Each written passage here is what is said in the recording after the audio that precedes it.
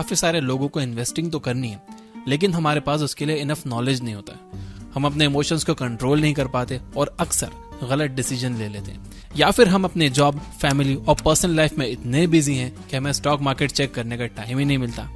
इस केस में SIP आपकी हेल्प कर सकती है। SIP का फुल फॉर्म होता है सिस्टमेटिक इन्वेस्टमेंट प्लान। इसकी हेल्प से आप बिना किसी नॉलेज के इन्वेस्टिंग स्टार्ट कर सकते हो। इसमें ना तो आपका एक भी सेकंड का टाइम जाएगा और ना ही आपको स्टॉक मार्केट्स के अप्स एंड डाउन को मॉनिटर करना होगा। इस वीडियो में मैं आपको SIP का पूरा नॉलेज दूंगा। मैं आपको बताऊंगा कि किस तरह से आप SIP की हेल्प से फॉर्चून बिल्ड कर सकते हो। हम देखेंगे कि SIP क्या होता है, इसमें कौन सा रिस्क हो सकते हैं, इसमें आपको कितने पैसे लगाने चाहिए और साथ ही इससे आपको कितने रिटर्न मिल सकते हैं। और हाँ, मैं आगे बढ़ने से पहले बता दूं कि इस वीडियो को किसी ने स्पॉन्सर नहीं किया। डिस्क्रिप्शन में या कमेंट्स में कोई भी एफिलिएट लिंक नहीं है। मैं ये वीडियो बना रहा हूँ सिर्फ आपको हाई वैल्यू इंफॉर्मेशन देने के लिए। तो इस बात पर अगर आपको लगता है कि ये वीडियो आपका वैल्यूएबल लाइक डिजर्व करता है तो लाइक जरूर करना। तो आइए SIP और म्यूचुअल फंड्स के बारे में सारे सवालों का एक एक करके जवाब जानते हैं। नंबर 1, SIP क्या होता है? SIP एक इन्वेस्टमेंट स्ट्रेटेजी है जिसकी हेल्प से आप म्यूचुअल फंड्स के जरिए स्टॉक्स में पैसा इन्वेस्ट करते हो। अगर आपके पास टाइम या नॉलेज नहीं है तो आप एक एक्सपर्ट का सहारा ले सकते हो। आप अपने पैसे एक एक्सपर्ट को दे दो जो कि अपना टाइम और नॉलेज लगाकर आपके पैसे अच्छे से इन्वेस्ट करेगा। वो आपके प्रॉफिट्स का कुछ हिस्सा अपने पास रख लेगा और बचे हुए प्रॉफिट्स आपको दे देगा। इसका मतलब ये भी है कि अगर उस एक्सपर्ट के इन्वेस्टमेंट डिसीजन से आपको नुकसान होता है तो आप उसे एक भी रुपया नहीं दे रहे होंगे। लेकिन हर एक म्यूचुअल फंड के रूल्स अलग होते हैं और अच्छा होगा कि आप इन्वेस्टमेंट करने से पहले उनकी फीस के बारे में पढ़ लो। एक बार आपने अपना म्यूचुअल फंड सिलेक्ट कर लिया तो आप अपना SIP बनाओ। SIP में आप एक फिक्स्ड अमाउंट को हर महीने म्यूचुअल फंड में इन्वेस्ट करते रहते हो। मान लो कि आप 5,000 की SIP करना चाहते हो। आप अपने अकाउंट में ऑटो डेबिट लगा सकते हो जिससे हर महीने आपके अकाउंट से 5,000 कट के आपके SIP में ऑटोमेटिकली इन्वेस्ट होते रहेंगे। एक बार आपने अपना SIP सेट कर दिया तो आप उसे भूल जाओ। अब वो हर महीने आपके अकाउंट से डेबिट होता रहेगा और आप आराम से अपनी जॉब, अपने बिजनेस या अपनी पढ़ाई पर फोकस कर सकते हो। नंबर 2, कौन सा म्यूचुअल फंड बेस्ट होता है? म्यूचुअल फंड्स 2 तरह के होते हैं, एक्टिवली मैनेज्ड फंड्स और पैसिवली मैनेज्ड फंड्स। जैसा कि आप नाम से ही समझ गए होंगे, एक्टिवली मैनेज्ड फंड में एक एक्सपर्ट लगातार अपनी नॉलेज और मार्केट के मूवमेंट्स के हिसाब से पैसे इन्वेस्ट करता रहता है। दूसरी तरफ पैसिवली मैनेज म्यूचुअल फंड्स में आप पैसे लगाकर भूल जाते हो और उसे 10-15 साल के बाद ही निकालते हो। पैसिवली मैनेज्ड म्यूचुअल फंड्स को इंडेक्स फंड्स भी कहा जाता है। इन म्यूचुअल फंड्स में आप देश के टॉप 50 कंपनीज में पैसे लगाते हो। आप ये अज्यूम करके चलते हो कि किसी भी कंट्री के present top 50 companies long term में बेटर परफॉर्म करेंगी ही। इंडिया के इंडेक्स को निफ्टी 50 कहा जाता है। यहाँ पर आपको लग रहा होगा कि एक्टिवली मैनेज फंड्स बेटर होते हैं क्योंकि उसमें एक्सपर्ट्स हमेशा काम करते रहते हैं। ज्यादा काम करने की वजह से उन्हें रिटर्न्स भी ज्यादा मिलते होंगे, लेकिन ऐसा नहीं है। शॉर्ट टर्म में हो सकता है कि एक्टिवली मैनेज्ड म्यूचुअल फंड्स ज्यादा प्रॉफिट कमा रहे हो, लेकिन लॉन्ग टर्म में वो पैसिवली मैनेज्ड म्यूचुअल फंड्स को बीट नहीं कर पाते। एक स्टडी में पाया गया है कि पिछले 20 सालों में 85% actively managed mutual funds index funds को बीट नहीं कर पाए। इसका मतलब ये है कि अगर आप इंडिया के टॉप 50 कंपनीज में पैसा लगाकर उसे 20 साल के लिए छोड़ दो और दूसरी तरफ एक्टिवली मैनेज्ड म्यूचुअल फंड में 20 साल के लिए पैसा लगाते रहो तो इसके चांसेस बहुत हाई हैं कि आपको फर्स्ट केस सिनेरियो में ज्यादा प्रॉफिट्स मिलेंगे। सिर्फ 15% एक्टिवली मैनेज्ड म्यूचुअल फंड्स ही इंडेक्स को बीट कर पाते हैं, लेकिन ये 15% भी नेक्स्ट 20 साल में इंडेक्स को बीट कर पाएंगे या नहीं, इसकी कोई गारंटी नहीं है। इनफैक्ट वॉरेन बफेट खुद कहते हैं कि अगर उन्हें अपनी इन्वेस्टिंग जर्नी फिर से स्टार्ट करनी होगी तो वो इंडेक्स फंड्स के साथ ही करेंगे।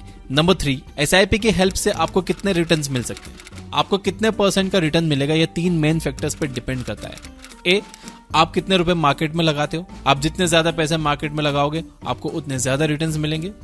B, आप कितने टाइम तक पैसे मार्केट में लगाते हो। एक बार पैसा लगाकर उसे 1 हफ्ते में ही निकाल लेने से आपको कोई खास रिटर्न नहीं मिलने वाले। दूसरी तरफ अगर आप 20 साल तक हर महीने अपने SIP भरते रहते हो तो आपको अच्छे खासे रिटर्न्स मिल सकते हैं। C, मार्केट की कंडीशंस कैसी है। अनफॉर्चुनेटली इसे कंट्रोल करने के लिए आप कुछ भी नहीं कर सकते। आपके कंट्रोल में यह है कि आप कितने पैसे लगाते हो और कितने टाइम तक लगाते हो और किस फंड में लगाते हो। अगर ये तीनों चीजें अच्छी हैं तो आपके रिस्क काफी हद तक कम हो जाते हैं, लेकिन वो जीरो नहीं होते।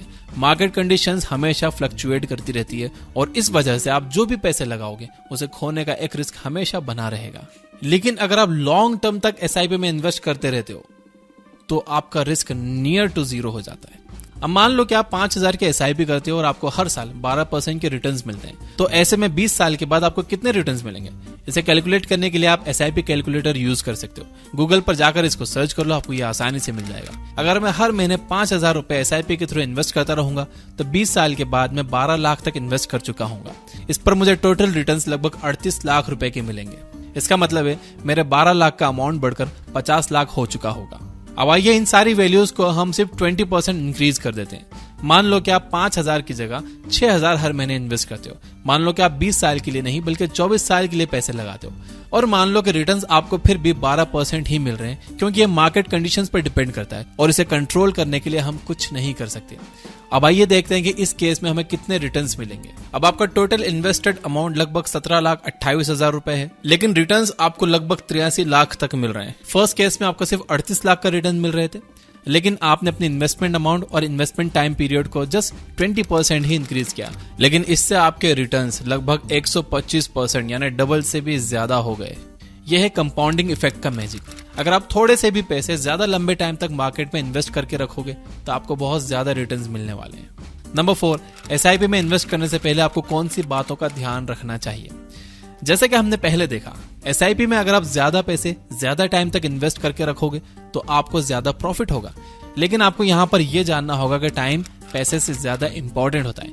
मतलब अगर आप थोड़े से पैसे ज्यादा टाइम के लिए लगाओगे तो आपको अच्छे प्रॉफिट्स मिलेंगे, लेकिन अगर आप बहुत सारे पैसे थोड़े से टाइम के लिए लगाओगे तो इससे आपको कोई फायदा नहीं होगा। मैंने अपने दोस्तों की SIP जबरदस्ती शुरू करवाई है कि यार तुम शुरू करो, 20 साल बाद दुआएं दोगे मुझे। तो मैं आपको भी कह रहा हूँ कि अगर आप 500 रुपए से शुरू कर सकते हो ना, तो 500 रुपए से SIP शुरू कर दो। अगले साल उसे 10% बढ़ाकर 550 रुपए कर देना, लेकिन शुरू करो। 20 साल बाद आप भी मुझे दुआएं दोगे। जितनी यंग एज में आप SIP करना शुरू कर दो, उतनी जल्दी आप फाइनेंशियली फ्री हो जाओगे और जिंदगी भर सिर्फ पैसे के पीछे ही नहीं लगे रहोगे। यार लाइफ एंजॉय करने का भी टाइम मिलेगा, घूमने फिरने का टाइम मिलेगा, फैमिली के लिए टाइम मिलेगा। So start as early as possible. और इसके साथ ही आप अपना एक इमरजेंसी फंड भी तैयार करते रहो, ये बहुत जरूरी है। अपने 6 महीने के एक्सपेंसेस कैश में अपने पास रखो। अगर कल आपके घर में किसी की तबीयत कुछ ज्यादा खराब हो गई, या आपको आपकी जॉब से निकाल दिया गया, या फिर आपके बिजनेस में लॉस होने लगा, तो कम से कम आप 6 महीने के लिए सिक्योर रहोगे। ऐसे में आपको मार्केट से पैसे निकालने की जरूरत नहीं होगी और किसी से उधार मांगने की भी जरूरत नहीं पड़ेगी। अगर आप अपने सारे पैसे लगा दोगे और कल को आपको जरूरत पड़ी तो आप मार्केट से पैसे फिर से निकाल लोगे। इससे हो सकता है कि आपको लॉस ही हो। दूसरा ये कि आप रिस्क को समझकर ही पैसे इन्वेस्ट करो। रिस्क लेने में कोई स्मार्टनेस नहीं है, इसमें कोई बहादुरी की बात नहीं है। रिस्क बेवकूफ लोग लेते हैं, स्मार्ट इन्वेस्टर्स कैलकुलेटेड रिस्क लेते हैं। उन्हें यह पता होता है कि अगर उनका लॉस होगा तो सिर्फ 100 रुपए का होगा, लेकिन प्रॉफिट होगा तो 1000 का होगा।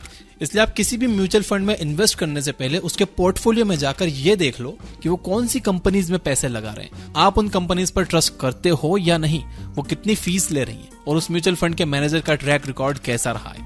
Number 5, lump sum versus SIP। हमने अभी सारे एग्जांपल्स में देखा कि अगर आप 5,000 हर महीने 20 साल तक इन्वेस्ट करोगे तो आप टोटल 12 लाख इन्वेस्ट करोगे। मान लो कि आपके पास इस टाइम 12 लाख रुपए कैश में या बैंक में पड़े हुए हैं, तो क्या फिर भी आपको हर महीने 5,000 ही इन्वेस्ट करने चाहिए, या फिर आपको एक साथ सारे पैसे मार्केट में लगा देने चाहिए? सारे पैसों को एक साथ लगाने वाली स्ट्रेटेजी को लमसम इन्वेस्टमेंट कहते हैं। इस स्ट्रेटेजी से आपको तभी प्रॉफिट हो सकता है जब मार्केट ओवरली अंडर वैल्यूड हो। अगर इकोनॉमी क्रैश कर रही है, जैसे कि 2020 के कोविड लॉकडाउन में हुआ था, तब सारी अच्छी कंपनीज 50% से ज्यादा पर ड्रॉप कर गई थी, तब लमसम इन्वेस्टमेंट करने का अच्छा टाइम था। मैंने भी किए थे और बहुत अच्छे रिटर्न्स बनाए। प्रॉब्लम यह है कि अब ऐसा मौका नेक्स्ट टाइम कब आएगा कोई नहीं बता सकता, और अगर आप मार्केट के ओवर वैल्यूड होने पर सारे पैसे इन्वेस्ट करोगे तो आपको लॉस ही होगा। दूसरी तरफ हर महीने 5,000 इन्वेस्ट करने से आप मार्केट में कंटिन्यूअसली पैसे लगा रहे हो। इस महीने मार्केट ऊपर गया तो आपने 5,000 लगाए, आपको कम यूनिट्स मिली। नेक्स्ट मंथ वो नीचे आया तो भी आपने 5,000 लगाए, आपको ज्यादा यूनिट्स अलॉट हुई। ऐसे में आप कंपनीज को उनकी एवरेज प्राइस पर खरीद रहे होते हो, जब वो ना अंडर वैल्यूड है और ना ही ओवर वैल्यूड है। इस तरह से SIP में आपको मार्केट का एवरेज रिटर्न मिल रहा होता है। अगर आपको फिर से कोविड जैसा एक मौका मिल जाए, जब आप सारी अच्छी कंपनीज को या निफ्टी 50 की किसी कंपनीज को तेजी से नीचे गिरता हुआ देखो, तब आप उसमें लमसम इन्वेस्टमेंट कर सकते हो। लेकिन जब आपको ऐसा मौका ना मिले, आप SIP में इन्वेस्ट करते रहो। याद रहे, आप जितनी जल्दी पैसे इन्वेस्ट करके उन्हें जितने ज्यादा टाइम तक मार्केट में रखे रहोगे, आपके पैसे उतने तेजी से ग्रो करेंगे। इसलिए परफेक्ट मूवमेंट का वेट मत करो, आज ही SIP में इन्वेस्ट करना शुरू करो। मेरा सजेशन आपको यह रहेगा कि आपकी जो इनकम है उसका 10% आपको इन्वेस्ट करना चाहिए। और उस इन्वेस्टमेंट को आपको हर साल 10% से बढ़ाना चाहिए। यानी अगर आप हर महीने अभी 1000 रुपए इन्वेस्ट कर रहे हो SIP में, तो आपको अगले साल से उसे 1100 रुपए कर देना चाहिए। ऐसे में आपका इन्वेस्टेड अमाउंट भी बढ़ता जाएगा और जितने लंबे टाइम तक आप टिकोगे उतना बड़ा रिटर्न भी मिलेगा। तो अगर ये आपको वीडियो हेल्पफुल लगा हो तो कमेंट में यस जरूर लिखिए। इससे मुझे मोटिवेशन मिलती है कि मैं आपके लिए हेल्पफुल वीडियो बना पा रहा हूँ। अगर आप मुझसे पूछोगे कि इन्वेस्टमेंट पर बेस्ट बुक कौन सी है, तो मैं आपको कहूंगा one up on wall street by Peter lynch.